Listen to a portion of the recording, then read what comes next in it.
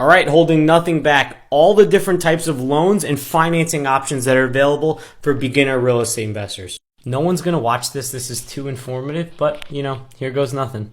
First one are conventional investment property loans. You would want to use these because they got lower fixed interest rates. You don't have to live in the property, an easy process for beginners, but they charge 25% down and can take up to 90 days to close. You need a good credit score, a stable job for 2 years minimum, and savings to cover the down payment, closing costs, and 6 months of principal, interest, taxes, and insurance. Then you have an FHA loan, 1 to 4 unit property. You can live in it. You'll be charged mortgage insurance premium every single month. You can only have one of these at a time, but it allows you to have a 3.5% down payment at a 580 credit score. You can also negotiate the seller's concessions to 3%. There's also red tape from the government like you need to get things fixed. Then you have a 203k loan.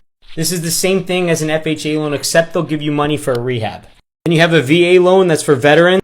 0% down, no mortgage insurance premium. You have to live in the property and you need a 660 credit score. Then you have a USDA loan. This is a 0% down loan with no mortgage insurance premium, but it has to meet a few requirements. You must live in certain locations outside of cities in the US, and it has to be a low to moderate income family for that area. Next up are partnerships. This is when you partner up with someone that's missing something that you have that you can offer. There's 4 types. There's full equity when you split profits 50-50. There's a down payment equity when you split 50%, but someone pays the down payment. There's a private lender when someone gives you money for the down payment and you pay them back. And then there's a credit partnership where one person lends their ability to get a loan. Then there's home equity loans / lines of credit. This is when you get a mortgage on a house that you already own or a partner you found already owns. You use that money to go buy another property.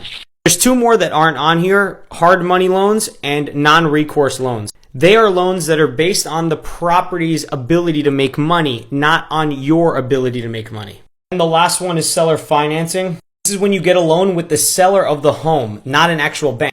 There's no credit minimum for this. There's no down payment minimum for this. But I'm not going to lie, this is pretty hard to find because a lot of people don't want to do it. It takes work to find, but once you do, it can be worth it. Now, there's other types of loans that are out there, but I focus on helping beginners. And in my opinion, these are the best loans for beginners. If you enjoyed the super detailed breakdown, hit the follow button because I help beginner real estate investors who don't know where to start buy their first investment property.